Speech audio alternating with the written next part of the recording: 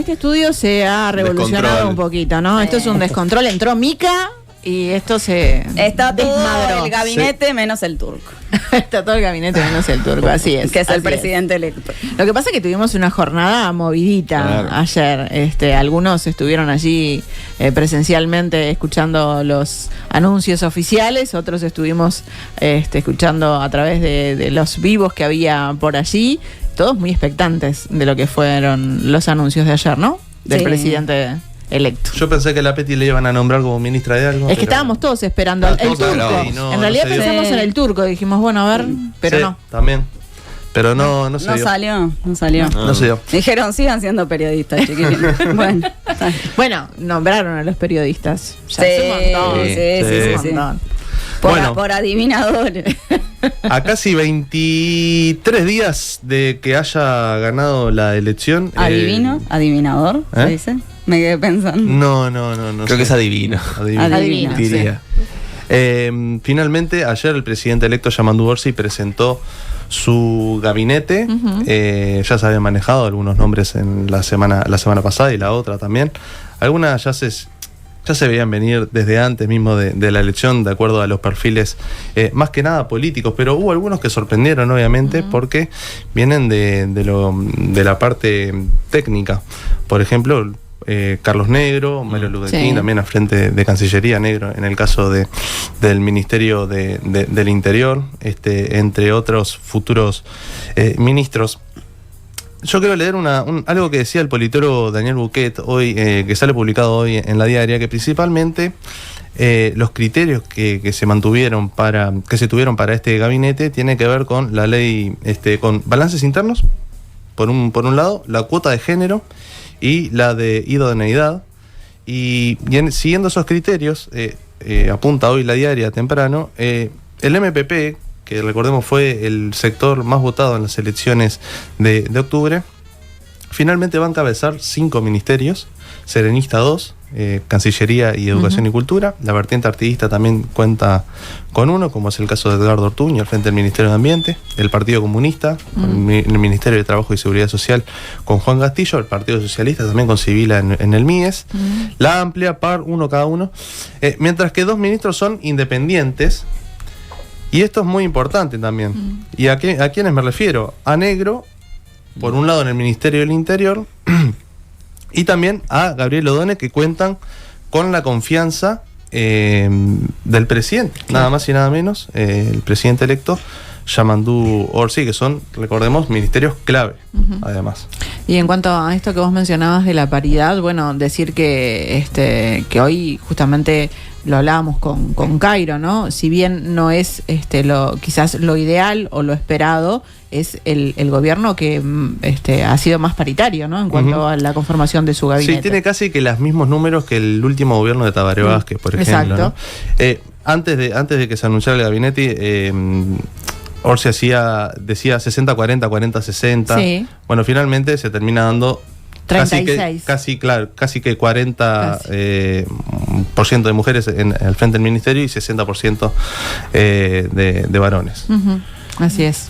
Pero bueno, vamos pasando a ver qué nos deparó con los futuros ministros. Con los futuros ministros, arranquemos con el que ya había sido anunciado antes de las elecciones de octubre. Habló de Gabriel Odone. Sí, Gabriel Odone, que ya era una figura conocida, acá en el programa lo habíamos tenido, una figura pública, no justamente por la política partidaria, pero sí por otras labores. Él es docente, es graduado en la Universidad de la República, es economista y, bueno, había sido el único anunciado antes de las elecciones de octubre. Esto lo decíamos más temprano. Tenía que ver con el plebiscito, básicamente con el plebiscito por la reforma de la seguridad social. Se entendía que tenía que haber una figura que diera calma en ese sentido, y bueno, Odone salió a hablar, si recuerdan, en cuanto se lo presentó, que el Frente Amplio tenía un plan A y un plan B en caso de que saliese o no este plebiscito. Sí, y él decía que no era el fin del mundo, ¿no? En caso de que saliera. No es el fin del mundo. Lo conocíamos porque trabajó muchos años en la consultora CPA Ferrer, dejando su conducción meses atrás. Desde entonces es presidente de Ágora Sociedad Civil. Sí, recordamos su trayectoria partidaria. Ahora decíamos es independiente, pero bueno, perteneció al Partido Socialista durante muchísimos años. Lo dejó en 2015 y el anuncio de Yamandu Orsi fue el 23 de septiembre. Es también de los ministros que genera mayor polémica en la interna del Frente Amplio, en general hacia afuera, es verdad, generó como bastante consenso, creo que eso que se buscaba se consiguió. Pero en la interna generó cuestionamientos. Yo sacaba simplemente, no voy a leer toda la cita, pero ese mismo día salía, por ejemplo, en La Diaria la senadora electa Constanza Moreira, que decía: no lo conozco personalmente y no conozco su trayectoria, pero me parece que necesitamos un ministro de Economía político. El Frente Amplio no tiene que demostrar que puede gobernar bien la economía, sí lo hizo maravillosamente durante 15 años, no tiene por qué dar señales de tranquilidad a los empresarios. Los empresarios hicieron mucha plata durante los gobiernos del FA.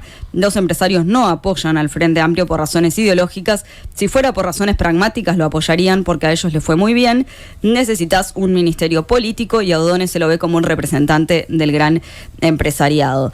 Lo escuchamos en La Huella de Sereñi a O'Donnell en esa primera presentación con Orsi, y en ese momento me acuerdo que hablamos entre nosotros también si se había parado necesariamente como un técnico, como un ministro político, si se quiere, y había sabido moverse también políticamente, pero es claro a lo que se refiere Constanza Moreira. Recordemos algo de lo que decía en ese momento en La Huella de Sereñi. La agenda que hemos discutido con el equipo, que hemos contribuido con otros compañeros del Frente Amplio a poner sobre la mesa, no está asumiendo la necesidad de aumentar impuestos. Ese es el primer comentario. El segundo comentario es que, sin perjuicio de ello, nosotros tenemos por delante un escenario internacional de cambios importantes en materia tributaria que pueden llevar a que Uruguay se vea obligado a revisar regímenes de promoción, de atracción de inversiones que implícitamente tienen efectos tributarios. Esa es la razón por la que yo he afirmado y reitero que en materia impositiva, en campaña electoral, no es bueno hacer anuncios de ningún tipo, en particular de prometer que no se van a aumentar impuestos, porque hay circunstancias que están fuera del control del país, por las cuales uno puede terminar teniendo que hacer modificaciones de naturaleza tributaria. Pero en principio no es el objetivo de la política económica del gobierno, del Frente Amplio, eventualmente modificar aspectos tributarios sustanciales. Bueno, ¿y quién es el subsecretario? El subsecretario es Martín Valcorba, él es economista, ya lo conocemos también por los gobiernos pasados, es de Sereñistas, parte del equipo asesor en materia económica durante este periodo, tanto del sector como de toda la bancada del FA. Es egresado también de la UDELAR, con un máster en la Universidad Complutense de Madrid y otro en la de Alcalá. Durante los gobiernos del FA, bueno, en su caso estuvo entre 2008 y 2020 y se desempeñó como coordinador del programa de inclusión financiera, esto lo vamos a recordar porque fue el último cargo en el que estuvo, como presidente de la Comisión de Promoción del Mercado de Valores, como miembro del Consejo de Administración del Sistema Nacional de Garantías, y también fue con anterioridad miembro de la Comisión Honoraria Administradora del Fondo Nacional de Recursos e integrante de la Junta Nacional de Salud. Es decir, estuvo ligado también a las cuestiones de salud, por eso también se lo ha consultado en alguna oportunidad al respecto. Bueno, ¿a qué se comprometen estas dos personas que van a estar al frente del Ministerio de Economía y Finanzas, según el programa del Frente Amplio? Una de ellas es el crecimiento económico sostenible. Algo ha insistido el propio presidente electo durante toda la campaña, ¿no? Sostenible y sostenible, que es clave para una matriz de protección social que asegure derechos a toda la población y para cuidar el ambiente y la naturaleza. Esto, claro, en el marco del crecimiento que ha sido bastante poco si hacemos en comparación, ha venido aumentando un 1 o 2% en los últimos años. Obviamente hubo una disparada después de la pandemia con 4,6 si no me equivoco, pero claro, después empieza a bajar de vuelta y es más, somos uno de los países que menos creció después de la pandemia. Sí. Según la propia CEPAL. Enfrentar los desafíos de infraestructura, innovación y atracción de inversiones productivas, al tiempo que procuran fomentar el desarrollo y la inclusión de las micro y pequeñas empresas que constituyen un pilar esencial del empleo en el país. Sí, después está la revitalización de Uruguay 21. Bueno, sí, eso esto era volver a incorporar el sector privado al Consejo de Dirección. El mayor lineamiento, creo, del Frente Amplio durante todo este periodo que lo fue anunciando, finalmente gana y es la promesa es que no se dé la teoría del derrame, sino el crecimiento con distribución. Y por otro lado, esto que escuchábamos de O'Donnell, en cuanto a los impuestos sí externos, que bueno, está este impuesto global, del mínimo global del 15% sobre la renta empresarial, que lo que dicen las fases programáticas es implementar mecanismos para que las empresas localizadas en Uruguay, alcanzadas por este impuesto, tributen en nuestro país. Bien, bueno, pasamos al próximo ministro, Carlos Negro. Exacto, Ministerio del Interior. Doctor en Derecho y Ciencias Sociales, estudió en la UDELAR, se recibió en el 91, actualmente no, miento, porque renunció ayer, ¿no? A la Fiscalía de Homicidios, fue fiscal penal de flagrancia y de homicidios, y también estuvo en crimen organizado, un área central también que quiere, de cara al combate que se le quiere dar al crimen organizado por parte del gobierno electo. Es amigo, es cercano a Jorge Díaz, el ex fiscal de corte y prosecretario, futuro prosecretario de Presidencia. Incluso era algo que destacaba el propio Jorge Díaz ayer en distintas ruedas de prensa después de anunciado el gabinete. Y Carlos Negro, claro, deberá lidiar ahora con la policía. Él dice que tiene un buen relacionamiento, él como fiscal tiene un buen relacionamiento con la policía. Y bueno, como les comentaba, el domingo mismo fue que se reunió con la fiscal de corte, la subrogante, Mónica Ferrero, para notificarle que estaba ultimando una carta de renuncia que finalmente llegó en el día de ayer, previo a ser presentado como futuro ministro del Interior. El año pasado tuvimos el gusto de entrevistarlo aquí en Nada que Perder, al futuro ministro del Interior, pero claro, en su calidad de fiscal de homicidios. En ese momento lo que señalaba Negro era que asisten a un incremento sostenido de homicidios producto de ajustes de cuentas, y afirmó que más del 50% de los homicidios son entre bandas criminales y que hay que buscar otras herramientas que no sean las punitivas, y esto quería recordar de aquella entrevista. Este combate a la violencia que se está dando en Latinoamérica tiene diferentes programas, diferentes vías diferentes miradas, pero todas coinciden en que las recetas han fracasado. Las recetas de lo punitivo han fracasado en todas partes de América y del mundo. Y que hay que utilizar otro tipo de herramientas y otro tipo de programas para lograr combatir esa violencia, que son causas estructurales y sin duda que la educación juega un rol fundamental en todo esto, y que a menor educación más índice de violencia también. Esto es de perogrullo. Pero no podemos esperar a desarrollar sistemas educativos a largo plazo, cuyos frutos son a largo plazo, porque el problema lo tenemos hoy, y las personas se están muriendo hoy, y las están matando hoy. Entonces, abordar esa problemática en el corto, mediano plazo es el desafío que tenemos por delante y que tienen sobre todo los especialistas en seguridad pública, las agencias policiales, y bueno, nosotros como directores de las investigaciones también tenemos que poner el ojo para llegar a buen puerto. Bueno, sin lugar a dudas, un desafío el Ministerio del Interior. El fierro caliente, ¿no? Claro, de cada gobierno. Exactamente, una de las carteras más complejas. Máxime teniendo en cuenta el aumento sostenido de la violencia que hubo durante este gobierno. Además, este gobierno seguramente termine con un récord de homicidios, teniendo en cuenta cómo viene la tendencia. Bueno, el aumento de la violencia de género también es algo también que está arriba sobre la mesa. Quien la va a acompañar el Ministerio del Interior va a ser Gabriela Valverde, que ella integra el equipo de seguridad y convivencia del Frente Amplio, estuvo asesorando allí incluso a la fórmula Frente Amplista, Orsi Carolina Cose, y viene de la vertiente artiguista también, sector hoy liderado por Edgardo Ortuño. Y la tuvimos acá, porque hay que ir recordando eso también, quien quiera buscarla, está esa entrevista. ¿Y adelanto algo? Adelante. La vamos a tener mañana también como entrevista central en Nada que Perder. Y estuvo en aquel grupo, ¿no? Que se armó buscando medidas de seguridad interpartidariamente, también, ¿no? Claro, recordemos junto a Gustavo Leal, que era una de las sorpresas que no apareciera Gustavo Leal en el gabinete, ¿no? Pero claro, era algo que veníamos discutiendo también previamente, sobre las críticas que ha tenido Leal durante este último tiempo, más que nada por parte de la futura oposición, hoy oficialismo. Bueno, ¿qué dice el programa del FA? Bueno, la creación de 2.000 nuevos cargos de policías durante 2025-2030 para reforzar la capacidad operativa de la policía.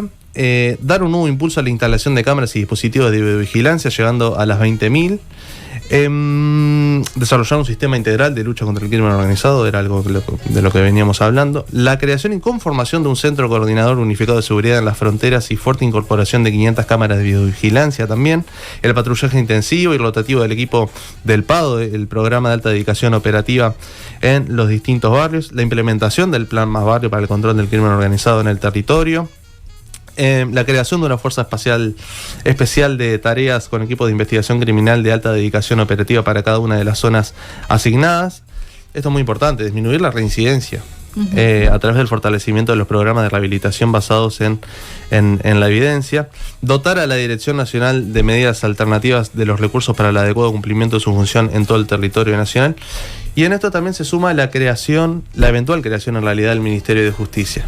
También. ¿A dónde podría ir? A donde podría ir Jorge Díaz, exacto, el futuro prosecretario de Presidencia. Eso es lo que se está conversando por el momento. Así que estas son parte de las bases programáticas referidos a seguridad y algunas de las prioridades también que tiene el presidente electo Orsi. Y si pasamos al Ministerio de Relaciones Exteriores. Bueno, fue otra sorpresa. Junto con el fiscal Carlos Negro apareció también el nombre de Mario Lubetkin, que lo decías vos, Pulpo, en realidad pertenece, sí, o sea, es propuesto por el ala serenista, pero no lo teníamos como una figura pública, ¿no? De hecho, no estuvo en el país durante un montón de años, no estaba en el radar, no era al que teníamos en estas pencas, danza de nombres y demás. Bueno, finalmente es quien proponen desde Sereñistas.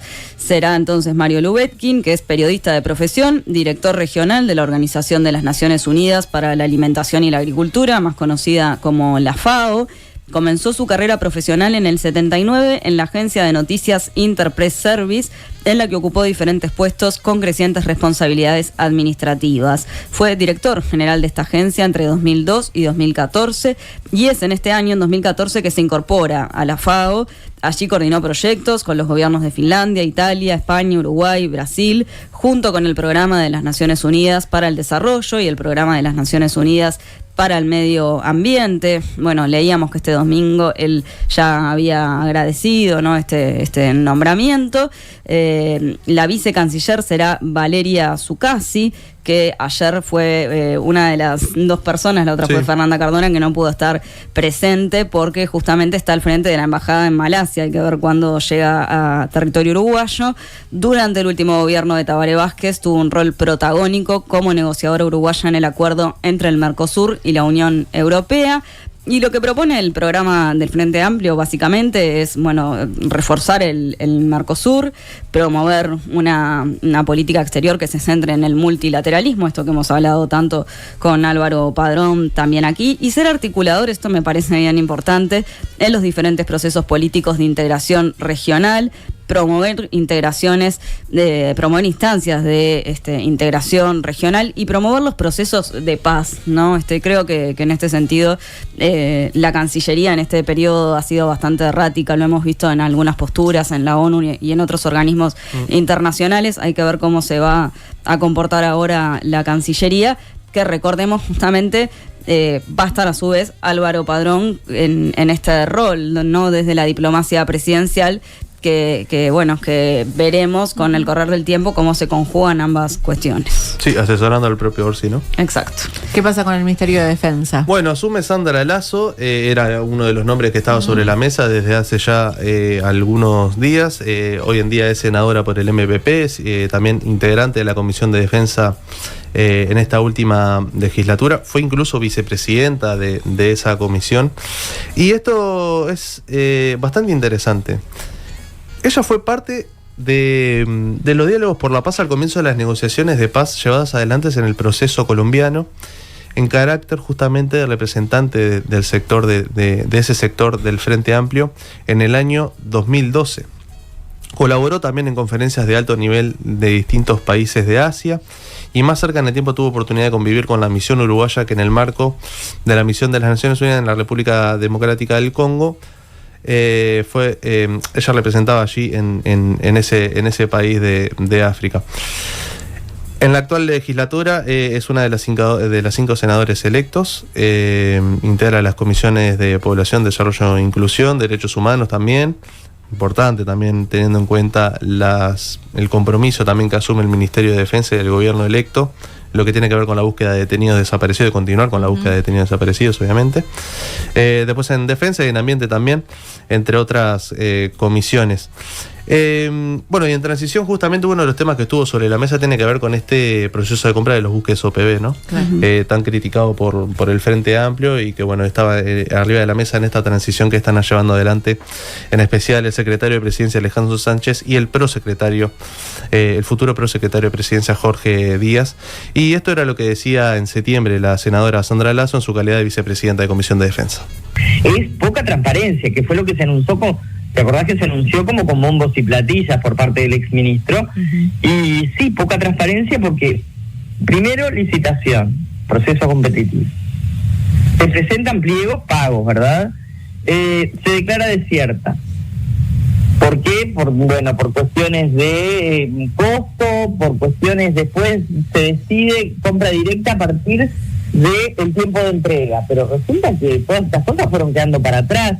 Entonces no sabemos por qué se define por un asesero que no tiene experiencia en la construcción de este tipo de buques, que todas las noticias que nos han llegado a través de la prensa internacional, pero también a través de, obviamente, que uno tiene contacto con gente que está en el ámbito, digamos, de la Marina, no hay espalda desde el punto de vista del respaldo financiero, y bueno, se le da la chance de que presente aval, y no lo tiene, porque hasta hace poco teníamos noticias de que se le remataban bienes. Entonces, todo esto es preocupante, ¿me entendés? Es todo el proceso, no estamos hablando, bueno, hay un punto que parece turbio, no, todo un proceso que...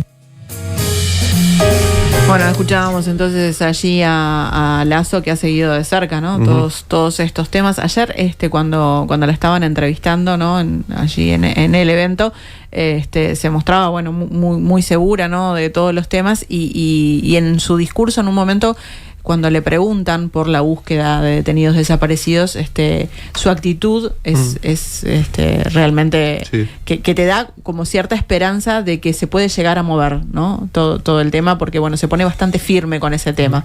Va más allá del conocimiento, sino que pasa a ser un tema de convicción. Alguien me puede corregir, pero creo que es la segunda mujer que asume al frente del Ministerio de Defensa. Anteriormente fue en el primer gobierno de Vázquez, con Azucena Berluti al frente, ¿no? Sí.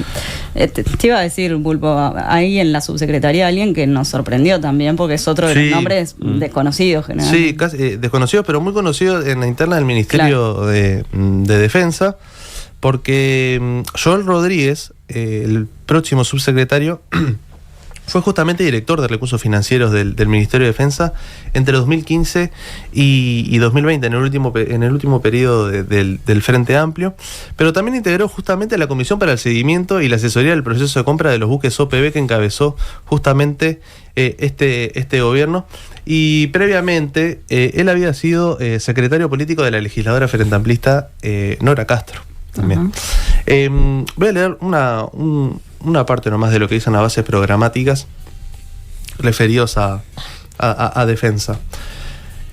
Además de continuar con la búsqueda de detenidos desaparecidos, está disponer el pasaje de tribunales de honor de militares condenados por crímenes de lesa humanidad de aplicación en todos los casos de lo dispuesto en el artículo 25 de la Constitución, estableciendo un mecanismo para que no continúen con el cobro de sus jubilaciones tanto los condenados como aquellos prófugos en la justicia. Algo que ha parecido lógico, algo que ¿no? ha parecido, sí. Sí. Seguimos por el Ministerio de Ganadería, Agricultura y Pesca. Así es, allí el designado fue Alfredo Frati, hoy en día es diputado electo por el departamento de Cerro Largo. Frati, entre 2010 y 2014, fue designado por Mujica como titular del Instituto Nacional de Carnes. Fue precisamente, además, el expresidente José Mujica quien propuso a Frati para que fuera ministro de Ganadería electo por Yamandu Orsi. Hace un par de semanas estuvo Frati en diálogo con Nada que Perder y allí, bueno, expresó que proteger a los más vulnerables también es proteger a la granja. Y esto en sintonía con lo que había dicho el propio Orsi, quien, bueno, había asegurado que iba a tomar medidas proteccionistas para la granja. Vamos a escuchar qué era lo que decía Frati aquí en Nada que Perder. La granja, al estar básicamente dedicada al consumo interno, si no tiene protección, no tiende a desaparecer. Eso me parece que es clarísimo, tiene mucha razón el presidente. Cuando se dice de proteger a los más vulnerables, claramente ese es un sector de los que es más vulnerable por el tipo de explotación y también por las posibilidades de consumo y de mercado, ¿no? Una cosa es cuando todas las explotaciones de cualquier índole, cualquier negocio que te ocurra de entrar en Uruguay que tenga demasiada envergadura, siempre piensa en la exportación por la pequeñez de nuestro mercado. En el caso de la granja, que prácticamente no tiene exportación, claramente tiene que tener medidas que lo ayuden a funcionar. Bueno, ayer un Frati que estaba notoriamente emocionado ayer, no sé si ibas a comentar eso, Lucas, cuando conversó con la prensa se lo notaba allí muy emocionado. Sí, Frati lo que destacaba, era la emoción que sentía por recibir el apoyo de ciertos sectores que incluso le manifestaban, no te vamos a votar, pero bueno, te manifestamos el apoyo, sabemos que sos una persona idónea. Sí, de la Asociación Rural y de la Federación Rural, exacto, por ejemplo, ¿no? Las principales gremiales agropecuarias. ¿Quién va a estar en la subsecretaría del Ministerio de Ganadería, Agricultura y Pesca? Bueno, va a estar Matías Carámbula. Matías Carámbula es docente grado 4 de la Facultad de Agronomía de la UDELAR, se desempeña en el Departamento de Ciencias Sociales, tiene además un doctorado en Estudios Sociales Agrarios y una maestría en Ciencias Agrarias y es hijo del ex intendente de Canelones, Marcos Carámbula, quien es además referente político del presidente electo Yamandu Orsi. Sigamos al programa del Frente Amplio en relación al agro. ¿Qué es lo que se plantea? Bueno, entre otras cosas se habla de otorgar 25.000 hectáreas para productores lecheros, mujeres y jóvenes rurales y además se propone recuperar los recursos del instituto que fueron retirados de manera de potenciarlo y fortalecerlo y además se plantea desarrollar un plan nacional de desarrollo sostenible del riego. Sí, una de las principales críticas durante este gobierno fue la quita de recursos del Instituto de Colonización, ¿no? Y ahora se le prevé dar otro viraje. Y tal, después está todo lo que tiene que ver con el Plan Nacional de riego, ¿no? Después de aprobada aquella ley en su momento tan cuestionada en el último gobierno de Vázquez, ¿no? Pasemos al Ministerio de Trabajo y Seguridad Social. Bueno, Juan Castillo es uno de los ministros que, digamos, tiene más experiencia, tanto política como también sindical. Él actualmente es secretario general del Partido Comunista, fue coordinador del PIT-CNT a su vez, fue también vicepresidente del Frente Amplio. Ya tuvo una tarea similar en el año 2015, en el último gobierno de Vázquez, como director nacional justamente de trabajo, una de las principales áreas de la Secretaría de Estado que encabezará a partir del 1 de marzo. La semana pasada, estuvo Castillo en el programa Lado B de TV Ciudad y rescaté algo que decía sobre los desafíos que tiene el trabajo en un mundo tan cambiante, ¿no? Y esto era lo que decía. Fortaleciendo los ámbitos de negociación, buscando fundamentalmente en esta etapa la capacitación. Los trabajadores y las trabajadoras necesitan tener la oportunidad de capacitarse. Hay un mundo que está apareciendo, ese mundo de que ahora nos asusta la inteligencia artificial, ese mundo de esa automatización que veníamos hablando, del avance de las tecnologías, de los cambios tecnológicos que con la aparición de cada máquina te desplazan centenares de puestos de trabajo. No son desocupados transitorios. Hay algunos que esa tarea no la va a hacer más un ser humano, no va a hacer más un trabajador o trabajadora. ¿Cuál es la respuesta que nosotros tenemos que buscar y que dar?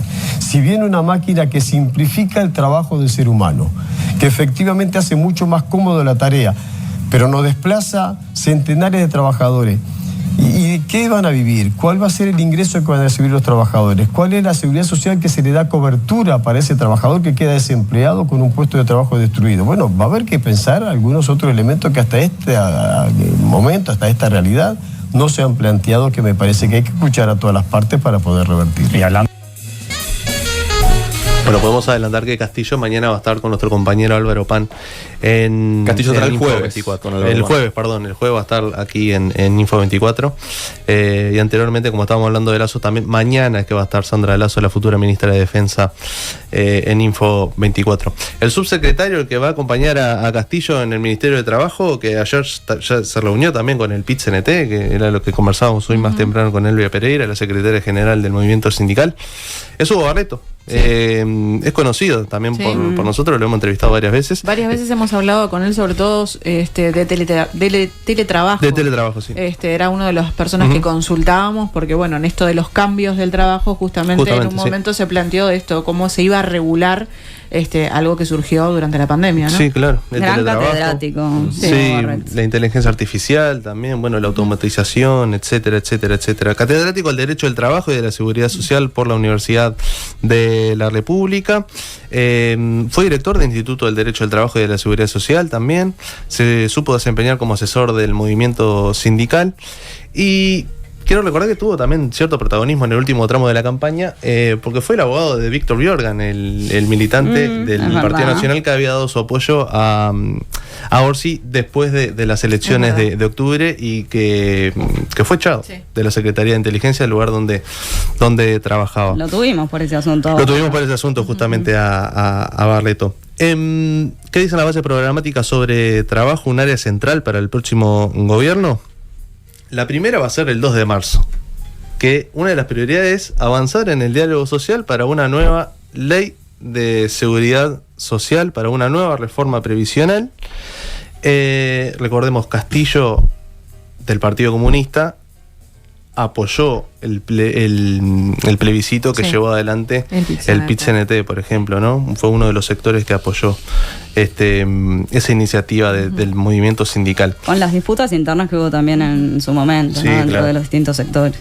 Entre las primeras acciones del gobierno es convocar a un amplio, democrático y genuino diálogo social entre todas las organizaciones políticas y sociales representativas del conjunto de la sociedad, a fin de procurar el mayor de los acuerdos posibles para llevar adelante los cambios y mejoras que deben introducirse en nuestro sistema de seguridad social, atendiendo a las necesidades y características de la sociedad actual.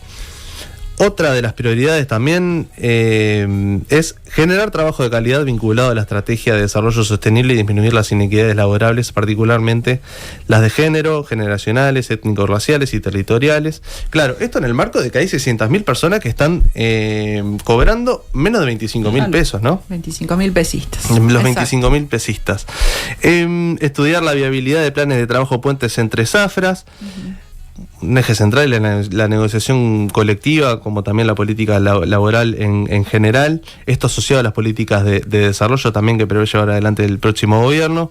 Ellos dicen que es fundamental para que los frutos del aumento de la productividad lleguen al conjunto de la sociedad y permitan la reducción de la desigualdad. Claro, recordemos, en este gobierno aumentó la desigualdad, hay un 5% que es más rico y un 95% de la gente que es más pobre, según uno de los estudios del Instituto de Economía. Y la reducción de la jornada laboral es otro tema también otro tema que se va a discutir, sin lugar a dudas. Bueno, con quien hemos hablado en varias oportunidades es con la directora de UTE por el Frente Amplio. Nos referimos a Fernanda Cardona, que va a ser la futura ministra de Industria, Energía y Minería. Así es, Fernanda Cardona es doctora en Derecho y Ciencias Sociales por la Universidad de la República, tiene también un diploma en Dirección de Empresas Públicas de la Universidad Nacional de Quilmes y también un posgrado en Derecho al Trabajo Aplicado por la Universidad de Montevideo. Fernanda Cardona tiene una larga trayectoria, 15 años aproximadamente trabajando en diferentes organismos del Estado. Fue asesora jurídica en presidencia del directorio de UTE, esto de 2010 a 2014. También se desempeñó como asesora jurídica en la presidencia del directorio de Antel, esto de 2014 a 2015. En el periodo 2015-2020 se desempeñó como directora general de la Secretaría del Ministerio de Industria. Ya tuvo un pasaje por este organismo. Y bueno, y desde 2020, como decía Ale, es la directora de la Administración Nacional de Usinas y Transmisiones Eléctricas del Estado de UTE en representación del Frente Amplio. Cardona estuvo aquí en Nada que Perder hace unos meses y habló de cómo a su entender tiene que ser el rol de las empresas públicas. Vamos a escuchar qué era lo que decía. Ha sido el tono de este periodo de gobierno tomar decisiones para compartir entre comillas, lo que las empresas públicas ya habían invertido en infraestructura y en negocios y en modelos de negocio que además se demostró que fueron buenos, que fueron beneficiosos para unos pocos y para unos pocos con cierto perfil, ¿no? Con privados de cierto perfil. Y acá yo hago una aclaración que también me pasa porque también voy a la AUDER, también hablo con los empresarios privados. No se trata de que el Frente Amplio diga, o esta directora por el Frente Amplio, no estamos de acuerdo con el trabajo con los privados. No estoy diciendo eso, de hecho, muchas de las decisiones del Frente Amplio en UTE tuvieron que ver con hacer acuerdos con los privados, pero lo que estoy diciendo es que el trabajo tiene que ser un ganar-ganar. No solo en tema de dinero económico, sino en un tema de conocimiento y en un tema de derrame de la sociedad uruguaya. ¿Quién va a ser la subsecretaria de Industria? Bueno, va a ser Eugenia Villar, que es abogada, asesora de la Asociación Uruguaya de Feriantes, y también se desempeña como asesora jurídica independiente y desde 2020 es parte del equipo de la senadora Silvia Nari. Así que bueno, este es el equipo que va a conformar el Ministerio de Otra figura que para mucha gente era nueva. Sí. Y la más joven de la gabinete, además. También. ¿Cuántos años que tiene? No sé, pero... Muy joven. Creo que menos de 30, Bueno, Ministerio de Transporte y Obras Públicas. Lucía Echeverri. Así es, al frente de esta cartera estará Lucía Echeverri. Ella es asistente social, egresada de la Universidad de la República, fue directora nacional de vivienda por el Ministerio de Vivienda y fue directora de obras de la Intendencia de Canelones, esto entre el año 2016 y el año 2020. Actualmente es diputada electa por el departamento de Canelones, esto desde el año 2020. ¿Quién va a estar en la subsecretaría del Ministerio de Transporte? Bueno, va a estar Claudia Peris, que es arquitecta y desde 2007 hasta la actualidad ocupó diversos cargos en la Dirección General de Obras de la Intendencia de Canelones. Rápidamente, algunos de los puntos y de las cosas que se proponen en las 48 prioridades para gobernar del Frente Amplio y sus bases problemáticas. Bueno, superar 50% de la flota del transporte público eléctrico en todo el país y se trataría de incorporar 150 unidades por año, esto durante todo el quinquenio. Se propone mucho en lo que tiene que ver con la universalización del transporte y bueno, y también con esto, ¿no? De reducir la huella de carbono, y el transporte eléctrico es una de las bases fundamentales de lo que está en las bases programáticas. Bueno, y sobre ese nombramiento, Lucía Echeverri se manejaba así como una de las posibles ministras, pero quizás no la habíamos pensado en esta cartera, en la cartera de transporte, ¿no? Exacto. Seguimos por el Ministerio de Turismo. Así es, allí tenemos a Pablo Menoni, que actualmente es director de transporte de la Intendencia de Montevideo. Él es ingeniero electricista, magíster en ingeniería eléctrica y especialista en telecomunicaciones, esto por la Facultad de Ingeniería de la UDELAR. También es experto en innovación y especialista en gestión de producción, en la calidad y la tecnología, y esto es por la Universidad Politécnica de Madrid. Él trabajó en Antel desde el 1994 hasta 2021 y ingresó a la Intendencia de Montevideo en el año 2021, y aquí en la Intendencia tiene experiencia trabajando en algunos proyectos que podríamos relacionar con esta materia. Por ejemplo, tiene que ver con la implementación del bus turístico de Montevideo, con su diseño, con la planificación y la elaboración de las bases para el llamado internacional para la concesión de este servicio del bus turístico. También trabajó en el monitoreo de carril solo bus, que básicamente esto se basó en la instalación de cámaras y un software de detención del uso indebido del carril de un solo ómnibus. Y bueno, si vamos a la subsecretaría del Ministerio de Turismo, allí va a estar Ana Claudia Caram, que fue exdirectora de Turismo de la Intendencia de Rocha. Bueno, pasemos al futuro ministro José Carlos Maía, que va a estar a cargo del Ministerio de Educación y Cultura. Recordemos que es docente, desde el 95 ha tenido una banca en el Poder Legislativo, tiene larga trayectoria justamente en el Parlamento, ya que en el 2022 fue diputado ininterrumpidamente, ¿no? Hasta el 2022, por el departamento de Canelones, que bueno, y allí asume como senador y no estaba electo para la próxima legislatura. No, sí, había sido electo diputado. Exacto, no como senador. No como senador. Después, es parte del proceso fundacional de Asamblea Uruguay, sector liderado históricamente por el ex vicepresidente Danilo Astori. Actualmente integra la Alianza Serenista. Desde el 2016 hasta el 2021 fue vicepresidente del Frente Amplio. Nosotros lo entrevistamos el 22 de octubre, antes de la primera vuelta, y en ese momento estuvimos hablando. Insistimos a ver si iba a ser ministro. Sí, no decía que todavía no hay nada. Pero bueno, cuando hablamos de educación, él destacaba la importancia de la participación ciudadana en las políticas educativas del país, alineándose justamente con las bases programáticas del Frente Amplio, que buscan generar una estrategia nacional de educación con acuerdos sociales amplios, algo que fue muy criticado de lo que ha sido en esta gestión. Él decía, la participación es esencial, los cambios en educación no deben hacerse a espaldas de la comunidad educativa. Escuchamos un fragmento de lo que fue esta entrevista.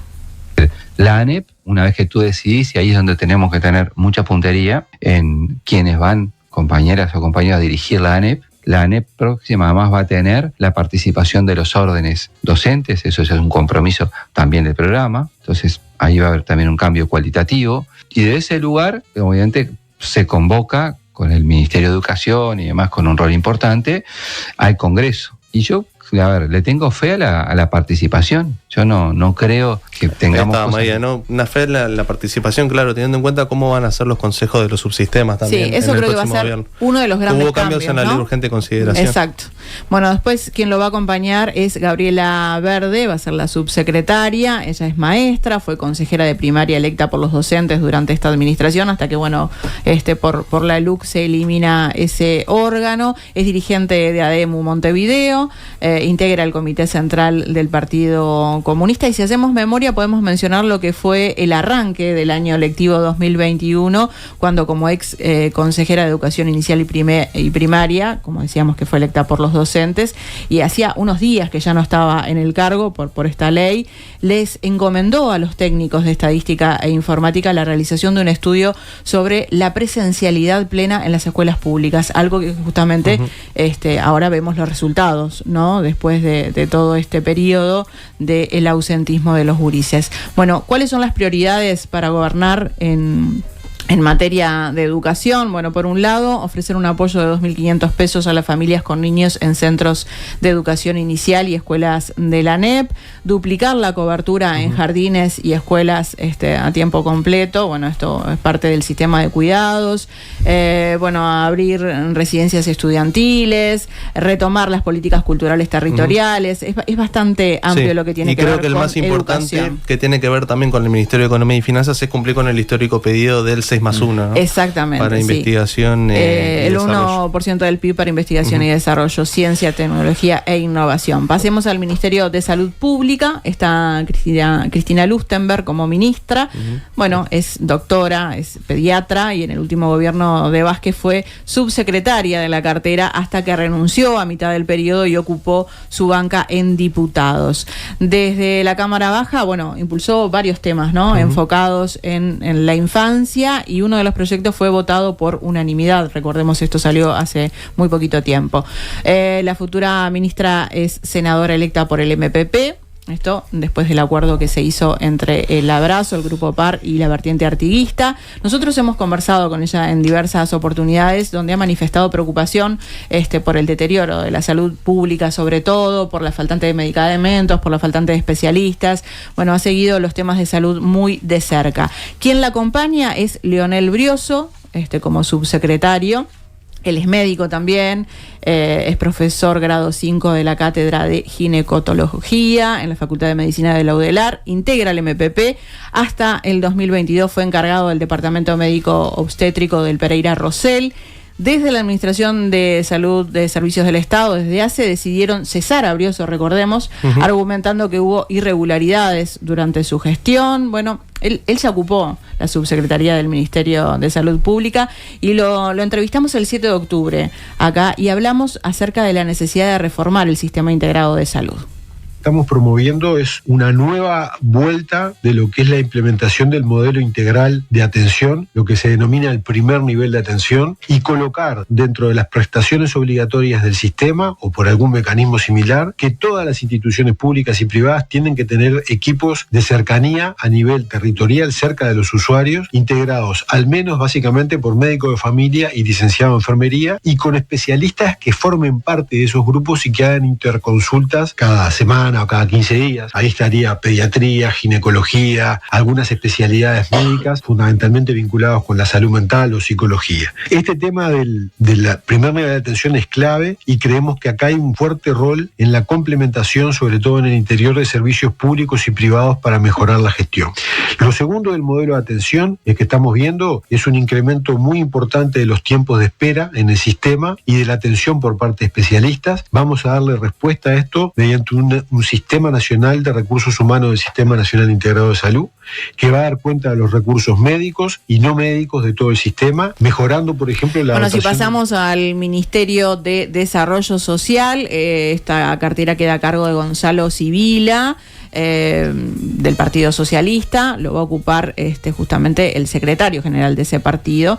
La subsecretaría va a estar a cargo de Federico Graña, él es del Partido Comunista. Bien, Sibila es egresado, es profesor de filosofía, ¿no? Y hay varios profes. Sí, hay varios profes, muchos vienen de la educación pública, eso también es interesante también destacar. Y bueno, y justamente Federico Graña ya tuvo un pasaje también por el Ministerio de Desarrollo Social, supo ser director de promoción sociocultural en esa cartera, y actualmente es director de Desarrollo Municipal y de Participación en la Intendencia de Montevideo. Una de las prioridades justamente es atacar la pobreza infantil. Recordemos que aumentó en este último gobierno, aumentó claramente la pobreza en general y la pobreza infantil en especial también. Totalmente. Bueno, y para cerrar nos vamos con el Ministerio de Ambiente, que va a estar a cargo de Edgardo Ortuño, presidente de la vertiente artiguista. Como subsecretario irá el actual director de gestión ambiental de la Intendencia de Canelones, nos referimos a Leonardo Herú. Y bueno, Ortuño es profesor de historia, bueno, fue director de OCE en representación del FA, esto entre el 2020 y el 2023. Y bueno, y allí fue muy crítico, ¿no?, con lo que fue con lo que es el proyecto Neptuno. Además, él fue subsecretario del Ministerio de Industria durante el gobierno de Mujica, fue el primer afro-uruguayo electo diputado durante el 2005 y hasta el 2010. Bueno, y el 29 de octubre hablamos con Ortuño, y él en ese momento ya ponía el foco en temas de ambiente. Escuchemos cuáles eran las prioridades. Muy importante desarrollar otras áreas productivas, y ahí, bueno, innovación, ciencia, tecnología, bioeconomía son áreas clave donde vamos a apuntar. Y la tercer pata es que ese proyecto de desarrollo, que es mucho más que el crecimiento económico, ¿verdad?, tiene que ser un desarrollo sustentable. Entonces, la cuestión de la sostenibilidad, la cuestión ambiental de los recursos naturales, por supuesto, me va a tener cuidando e impulsando políticas de defensa del recurso agua, por supuesto, de todos los recursos naturales, pero en particular... Ahí está Ortuño. Ayer justamente había una manifestación en contra del proyecto Neptuno a las afueras de Radisson, en el lugar donde se anunció el gabinete que va a asumir el 1 de marzo del año próximo, cuando Orsi asuma la presidencia. Claro, y después está Herú, que es de confianza del propio Orsi, que estuvo al frente de gestión ambiental en la Intendencia de Canelones, así que lo conoce. Y continúa en el área, ¿no? Continúa en el área, justamente. Área bastante compleja. Bueno, y dejamos por último... Ortuño se enfrenta con el principal tema de transición, creo, ¿no? Sí, claro. Problema, si se quiere, de transición. Sí, es uno de los centrales. Y bueno, por último, último, no mencionamos a Cecilia Cairo. Cecilia Cairo, claro, que la tuvimos hoy más temprano, en Nada que Perder, va a asumir como ministra de Vivienda y Ordenamiento Territorial. Antes se había hablado de que podría asumir el MIDE. Bueno, finalmente se va a Vivienda y Ordenamiento Territorial, un área que ya conoce bastante porque ya estuvo en otras ocasiones en esa cartera, estuvo al frente, estuvo en la coordinación del Plan Junto, por ejemplo, fue la coordinadora general del programa de mejoramiento de barrios, integró también la dirección del Plan Nacional de Relocalizaciones, del Ministerio de Vivienda. Integró la Comisión de Vivienda también de cuando fue legisladora. En fin, Escuchen la entrevista que hicimos Escuchen la esta entrevista mañana. más temprano y ahí Bueno, van a y ver estén- cuáles son las prioridades. Y estén atentos porque vamos a seguir teniendo, obviamente, titulares de las diferentes carteras. Por supuesto. Así que bueno, vamos a ver todo el trabajo que se nos viene. Y ahora, si les parece, anunciamos lo que se nos viene mañana. Nada que perder. Todo por informar.